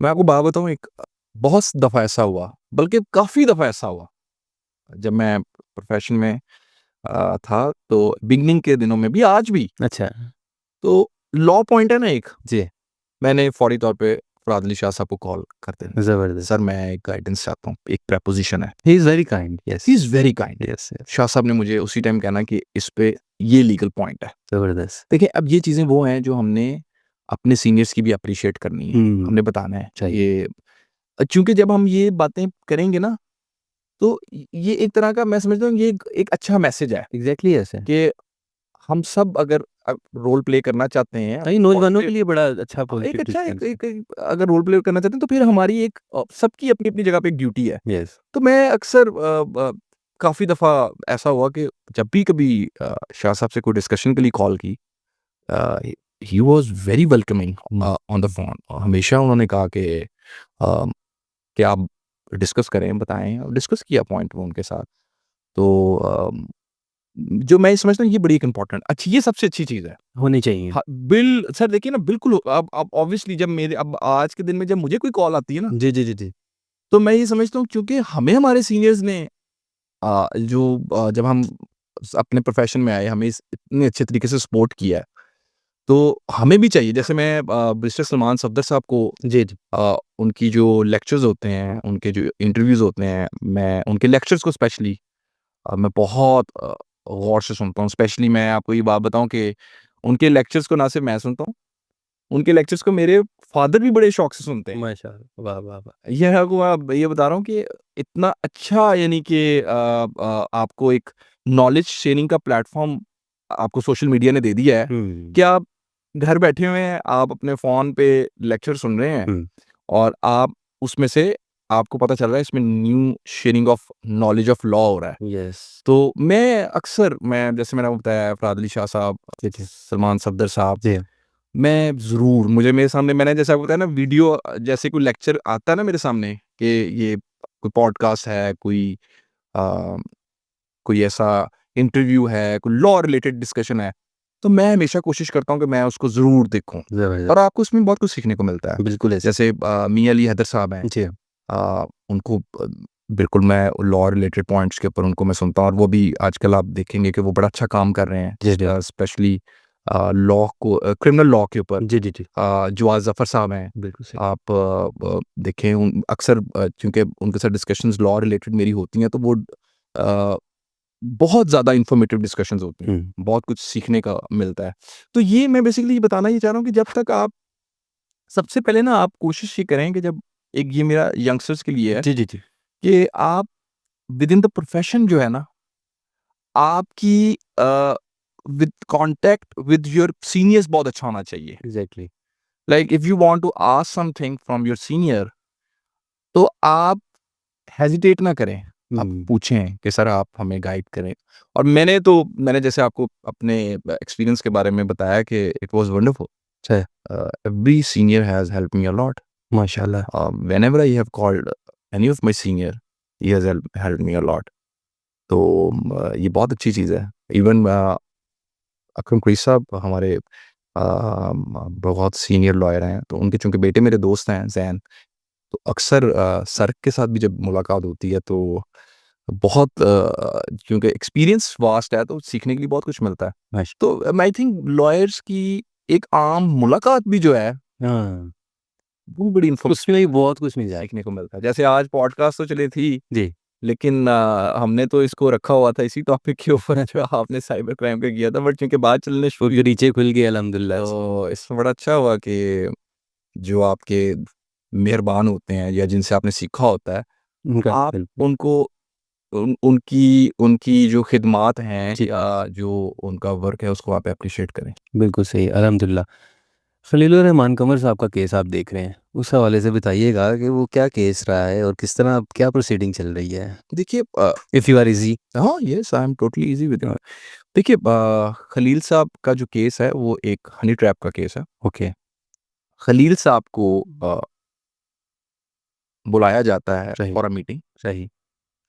बट लेटर ऑन जो मैं इसको क्योंकि ज़्यादा एक्सपैंड करने के बजाय मैं कंक्लूड करने की तरफ जाऊँगा। बिल्कुल ठीक है, बिल्कुल ठीक। लेटर ऑन उन पे वहाँ तशद्दुद होता जी। है, उनके ऊपर वहाँ पे उनको मारा जाता है, उनसे पैसे जो हैं वो हासिल किए जाते हैं और फिर जो है वो इस तरीके से ये सारा का सारा जो अमल होता है वो उनके साथ गुज़ारा जाता है जहाँ पे उनको मार-पीट का सामना करना पड़ता है, पैसे उनके उनसे ज़बरदस्ती ले लिए जाते हैं, फिर उनको कहा जाता है कि हमें उनसे डिमांड की जाती है पैसों की और पैसे दें। और पैसे दें। सही। तो अच्छा, तशद्दुद वाज़ वेरी रियल? यस आप इट वाज़ रियल और वो बेसिकली देखें मैं आपको एक बात बताऊँ जी, अ, ह जो हनी ट्रैप है ना जी। या जिसको हम कहते हैं कि वो ब्लैकमेलिंग है। जी, जी, जी। देखिए हम इस पे ना बहुत कम बात करते हैं। हुँ। मिसाल के तौर पे आपके साथ कोई क्राइम हो जाता है। हुँ। मिसाल के तौर पे एक बच्चा है जिसको कोई सोशल मीडिया के ऊपर कोई ट्रैप कर लिया जाता है। सही है। जैसे आजकल बहुत सारे केसेस जो हैं जी, वो तो सोशल मीडिया के थ्रू हो रहे हैं। ऐसा ही है। अब आपके ज़हन में ये बात है कि अगर मैंने ये बात किसी को बताई हुँ। हुँ, हुँ, हुँ, हुँ, हुँ। It can affect my reputation. Yes, so unreported one की जो तादाद होती है वो बहुत ज़्यादा है। वो रिपोर्टेड वन से बहुत ज़्यादा हो जाती है। लाइक आजकल एक बहुत ज़्यादा एक क्राइम हो रहा है। एक बड़ी पॉपुलर एप्लीकेशन है उसके ऊपर एक वीडियो कॉल आती है। सही है, सही है। दूसरे साइड पे जो लोग होते हैं वो एक पर्टिकुलर एक्ट करने के लिए कहा कहते हुँ, हैं। हुँ, हुँ, हुँ। जो ही वो एक्ट करते हैं वो वीडियो रिकॉर्ड कर लेते हैं। ऐसा ही है, फिर उनसे पैसे माँगे जाते हैं। सही है। तो मेरा इस सारे मामले में जो एक देखने वाले हैं देखें जब आप ब्लैकमेल होते हैं ना, हुँ, ब्लैकमेलर अपना जो कंडक्ट है ना वो रिपीट करता है। सही। जैसे साइबर क्रिमिनल्स के बारे में मैं कहता हूँ ना कि every cyber criminal is a repeat offender. Blackmailer के बारे में अक्सर कहता हूँ कि जब आपने एक दफ़ा उसको पैसे भेजे ना, हाँ, वो स्टार्ट हो जाएगा आपके पैसे दोबारा लेगा। तो द पॉइंट इज़ दिस कि जब ब्लैकमेलिंग स्टार्ट हो, रिपोर्ट कर दें। उसी टाइम। सही, that is the most I would say that is the best way to proceed in any case of cyber सही। और साइबर क्राइम और एनी अदर केस। हुँ। तो खलीलुर-रहमान कबर। खलील रहमान का खलील साहब का जो केस है वो भी इसकी एक क्लासिक एग्जांपल है। सही है। ठीक है। देखिए एक तो वो बड़े हमारे मुल्क के मारूफ राइटर हैं। दूसरा जो ये एक्ट था, अगर कभी आप एफआईआर को पढ़ें, हुँ, तो आपके सामने ये आएगा कि ये एक्ट जो था ये बड़ा वॉयलेंस के ऊपर बेस था। अगर हुँ। आप इसको ज़रा थोड़ा-सा इसको पढ़ेंगे ना कि लाइक एक जगह उनको पहले बुलाया जाता है, जी, हाँ जी। फिर वहाँ से उनको एक और शहर ले जाया जाता है। हुँ। इस दौरान उनके साथ क्या-क्या कुछ हो रहा होता है। फिर वहाँ जाके उनके साथ क्या होता है। फिर पैसे उनके कार्ड से निकाले जाते हैं। फिर उनको मज़ीद उनसे पैसे डिमांड किए जाते हैं, मारा जाता है, मारा जाता है। फिर फेंका भी गया उनको। जी, जी, बिल्कुल ऐसा है। सही। तो ये एक बड़ा ऑर्गनाइज़्ड प्लानिंग था ये पूरी। नज़र आ रहा है सही है। और हर शख्स का अलग-अलग उसमें एक रोल है। ओके। तो जो इन्वेस्टिगेशन थी पुलिस की, उसमें भी यही चीज़ सामने आई। तो बेसिकली इसमें देखिए मैं अभी तो क्योंकि कोर्ट में मामला चल मैटर पेंडिंग है, मैं ज़्यादा इसलिए इस पे मज़ीद बात नहीं करना जी, जी, चाहता जी, क्योंकि जी, कोई ऑब्वियसली कोर्ट में है। जी, जी, जी, जी। तो लेकिन जो क्योंकि आपका मेन पॉइंट था कि what was the actual hmm, incident yes, वो मैंने आपको एक्सप्लेन किया। सही। मतलब इसका हम आगे देख रहे हैं कि वो जी, अभी ट्रायल चल रहा है। बिल्कुल जी, बेहतरी की तरफ जा रहा है। जी, अभी तो ट्रायल शुरू हुआ है। सही, okay, okay, okay, okay, okay. Then भाई खैर बहुत शुक्रिया आपने इतना टाइम लिया। लास्ट में क्योंकि ऑब्वियसली हमारी सारी बात जो है ना वो अवेयरनेस के हवाले से थी। आपने एक एक पॉइंट के ऊपर इतनी खूबसूरती के साथ आपने जो है ना वो चीज़ हुँ। को परोया कि हम हर चीज़ में हर एलिमेंट के साथ हम अवेयरनेस देखते हैं और वो बहुत ज़रूरी है। तो लास्ट में फिर भी नौजवान वकला के लिए कोई पैगाम दें। आप जैसे जब हम देखते हैं ना जिनसे हम इंस्पायर होते हैं बहुत से लोग, तो मैं उनसे नौजवान वकला के लिए ज़रूर पैगाम लेता हूँ ताकि जो हम मेरे क्योंकि मेरे जो साथी हैं, जो मेरी एज के लोग हैं, वो ज़रूर देखते हैं। मेरी ऑडियंस ज़्यादातर वो है, नौजवानों की नुमाइंदगी करते हुए मैं बात करता हूँ। तो आप उस हवाले से क्या कहना चाहेंगे? सर मैं ये कहना चाहूँगा preparation, hmm. Consistency yes. And hard work, okay. 3 important चीज़ें हैं। इसके ऊपर काम करें। सही है। नो शॉर्टकट, हम्म। मेहनत, तैयारी, लॉ पे ग्रिप, सही है। फैक्ट्स पे ग्रिप, सही है। इस पे कंसंट्रेशन को बढ़ाएं। ज़्यादा टाइम कोशिश करें कि आप अगर अभी आपने फील्ड में काम स्टार्ट किया है तो लॉ को पढ़ें। That is the best time to read the law. उसके बाद क्या होगा, केसेस आने स्टार्ट हो जाते हैं with the passage of time. जब आपका एक्सपीरियंस बढ़ता है, आपको जब काम आता है तो काम आता है आपके पास, तो फिर क्या होता है, फिर अचानक आपकी जो रीडिंग होती है, जो आपकी उस तरीके से वो नहीं रहती। ये बेस्ट टाइम है। सही है। एक अच्छा होता है ज़हन ज़रा सीखने में ज़्यादा टाइम यंग लगता है। होते हैं आपके, आपकी एनर्जी लेवल और होता है। हाँ। आई थिंक मुझे लगता है एनर्जी लेवल कभी भी कम नहीं होता। हाँ, लॉयर का स्पेसिफिकली। अच्छा, मुझे लगता है नहीं कम होता, सही है। मुझे ऐसा लगता है। सही है। ये डिपेंड करता है आपका फील्ड में पैशन है कि नहीं। हाँ। अच्छा, मैं आपको एक बात बताऊं, मुझे लगता है कि इस फील्ड में अगर पैशन है ना आपके अंदर, हम्म। और आपको शौक है, आपको इंटरेस्ट है, सर मुझे ऐसा लगता है कि अगर मैं एक दिन भी संडे के अलावा हम्म। अगर मैं यूनिफॉर्म ना पहनूं या अपने ऑफिस ना हो, तो मुझे लगता है मैंने कुछ आज बहुत बड़ी चीज़ को मिस किया है। खाली खाली लगता है। सही। और वो मुझे लगता है कि यार कुछ something is missing. Like this is not because कि जी मैं ऑफिस आ रहा हूँ, मेरी रूटीन डेवलप है। This is because I have a lot of respect for this profession. मेरा शौक है। यस। मेरा ऐसा शौक भी है कि अगर मुझे 2:30 बजे तक बैठना पड़े रात के, तो मैं मेहनत करने के लिए तैयार हूँ। जबरदस्त। कोई मसला नहीं है। हाँ। ये शौक है। जबरदस्त। अगर शौक है तो फिर शौक है। हम्म। फिर ये नहीं है कि लाहौर में अगर काम है तो लाहौर में काम है, अगर आउट ऑफ स्टेशन काम है तो आउट ऑफ तो है। स्टेशन काम। तो ये नहीं है, आप मेहनत से करें काम। अच्छा, फिर जब आ जाए ना किसी फील्ड में, जी। तो मल्टीपल रास्ते ना सोचें। अच्छा। बड़ी प्यारी बात कर रहे हैं आप। अच्छा। बस आ गए हैं तो बस मेहनत करें। सही है। मैं वहां चला जाता तो कैसा होता, हाँ। मैं ये कर लेता तो कैसा होता, काश के एलिमेंट आ जाता है। सही। काश। ये छोड़ दें, सही है। मेहनत करें आप। सही। आप अल्लाह ताला से दुआ करें। आप अपने पेरेंट्स से कहें कि वो आपके लिए दुआ करें। आप अपने टीचर्स को कहें, अपने उस्तादों को कहें वो आपके लिए दुआ करें। आप लोगों की मदद तो करें। हम्म।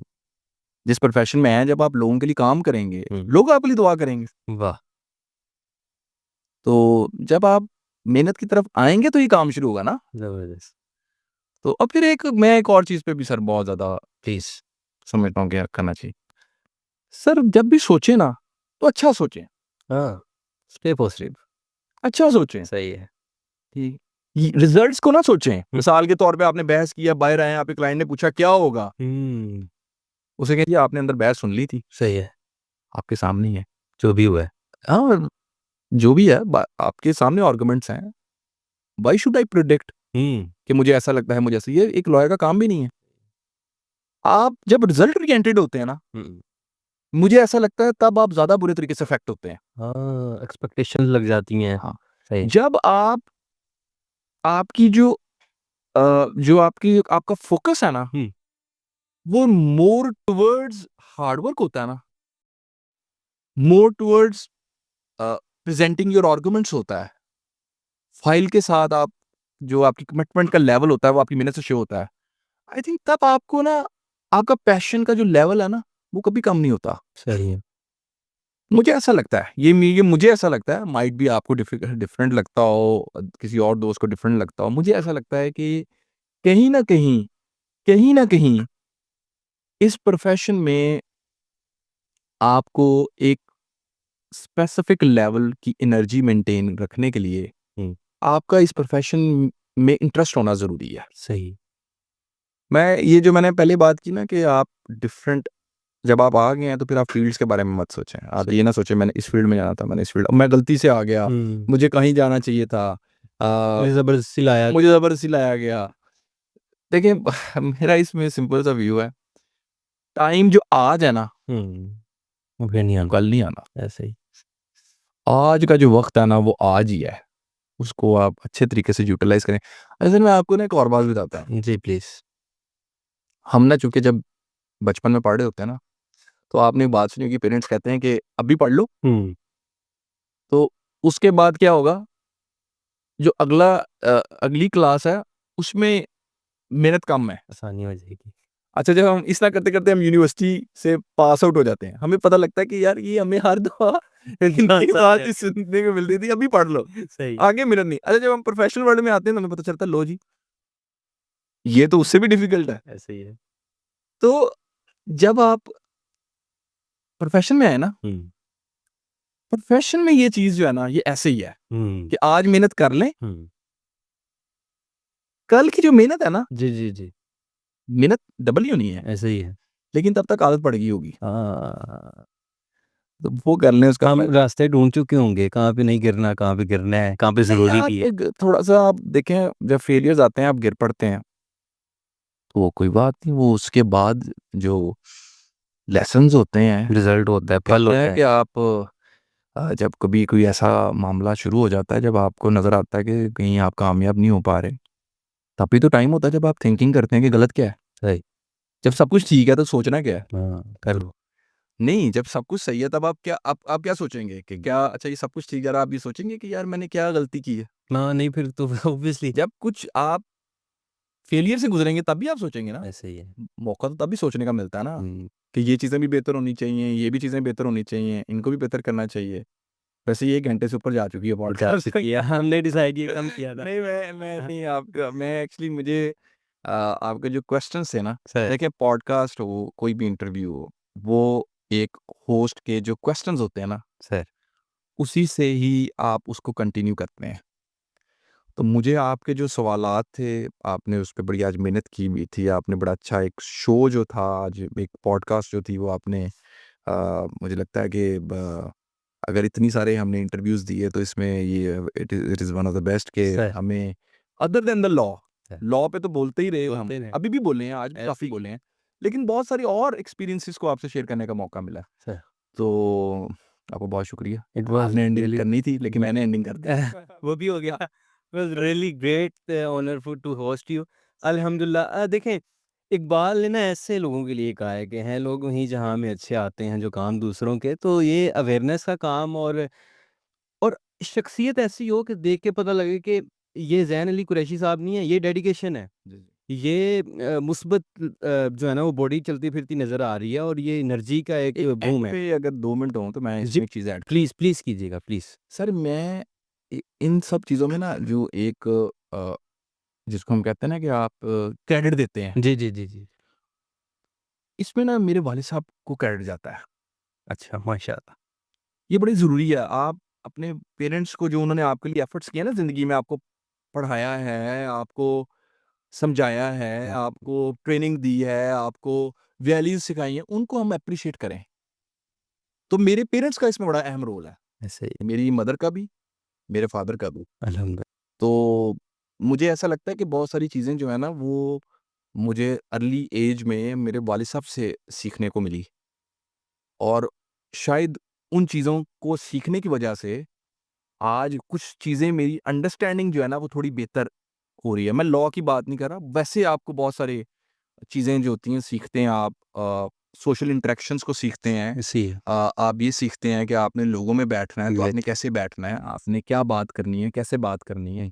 तो ऐसा-ऐसा आपकी वो एक ट्रेनिंग हो रही होती है, ऐसे ही। अपनी फैमिली के अंदर, अपने घर के अंदर। उसमें मेरे वालिद साहब का बहुत रोल है। हुँ, मैं अगर ज़िंदगी में ये बात करूँ ना कि अ, मुझे बहुत सारी चीज़ों की गाइडेंस आज, मैं आपको ये बात बताऊँ, हुँ। आज भी स्टिल मैं अपने वालिद साहब से अपने केसेस को, के एक्सपीरियंसेस को डिस्कस करता हूँ, ज़ब स्टिल टुडे। ज़बरदस्त। और मैं उनको अपने वालिद साहब से मैं ये पूछता हूँ कि and he gives me some valuable advices, hmm, I am telling you this. ज़बरदस्त। सो मुझे ऐसा लगता है कि ज़िंदगी में वालिदैन की दुआएँ, उनका आपकी ज़िंदगी में रोल इतना इम्पोर्टेंट है कि शायद आप उस चीज़ को उस तरीके से जब तक इम्पोर्टेंस नहीं देंगे, तब तक आई थिंक मैंने इसलिए एंड पे वो आपसे 2 मिनट माँगे। मैंने कहा मैं चाहता हूँ कि क्योंकि डिस्कशन खत्म हो रही थी, मैं हर इंटरव्यू में अच्छा, मैं अपने पेरेंट्स का ज़िक्र कर पाऊँ। ये कोई मैं हर पॉडकास्ट में करता हूँ। अभी रिसेंटली भी मैंने कुछ पॉडकास्ट ही मैंने वहाँ पे स्पेसिफिकली डिस्कस किया। ये बहुत ज़रूरी है। ये बड़ा ज़रूरी है क्योंकि मैं ये समझता हूँ कि आज अगर मैं बात कर रहा हूँ कहीं पे तो मुझे जहाँ से मेरी बिगिनिंग हुई पहले तो मैंने अपने घर से सीखना स्टार्ट किया। ऐसे ही है। तो मुझे इस बारे में ज़रूर बताना चाहिए। सर बहुत शुक्रिया आपका। आपका बहुत शुक्रिया। इंशाल्लाह आपसे फिर मुलाकात होगी। मेरा दिल नहीं था कि मैं आज इस पॉडकास्ट को ख़त्म करूं, क्योंकि जब जो लास्ट में आपने बात की है ना, आप यकीन कीजिए, अगर टू बी वेरी फ्रैंक और and to be very serious, मुझे ऐसा लगा कि मैं अपने अक्स को देख रहा हूँ। मेरे सामने शीशा पड़ा है और बिल्कुल ऐसा है, हम ज़िंदगी में कहीं पर भी कामयाब होते हैं तो वो पेरेंट्स की वजह से होते हैं। अब मैं एक बात ऐड करूँगा कि अगर मेरी बात मैंने कही और उसका आप पे कोई असर हुआ, सर तो इसका मतलब है कि मेरी जो बात थी, वो अपना असर छोड़ गई आप पे। अल्हम्दुलिल्लाह, अल्हम्दुलिल्लाह। तो आपने अगर उसको जैसे आपने बात अक्स की बात की, मैं तो आपकी इस बात को सुन के बड़ा खुश हूँ कि आप उस नज़र से चीज़ों को देखते हैं तो आपका बहुत ये बड़ा ज़रूरी है। देखिए हमारी बातें कहाँ ख़त्म नहीं होंगी। कोशिश करेंगे कि फिर इनसे वक़्त लिया जाए, फिर बातें हों इंशाअल्लाह ताला। तो आपसे इजाज़त लेते हैं। वक़्त चूँकि ज़्यादा हो गया, तो इनकी और भी ज़रा मसरूफ़ियात हैं, वरना और भी बहुत सी ऐसी चीज़ें हैं जो मैंने रखी हुई थी। दिल में सवालात हैं, ज़हन में सवालात हैं, कुछ आपके सवालात हैं, फिर ऐड करेंगे। सब्सक्राइब, लाइक वग़ैरह कर दीजिएगा, अगर दिल करे तो ज़ैन भाई की वजह से कर दीजिएगा। ये तो खूबसूरत भी हैं, खूबसीरत भी हैं। खूबसूरत गुफ्तगू भी फरमाते हैं और इतनी फ्लुएंटली के साथ कि मज़ा आता है। एक बार फिर से शुक्रिया। दोनों हाथों से आपको सैल्यूट है सर। शुक्रिया। बहुत अस्सलाम वालेकुम। Thank you so much.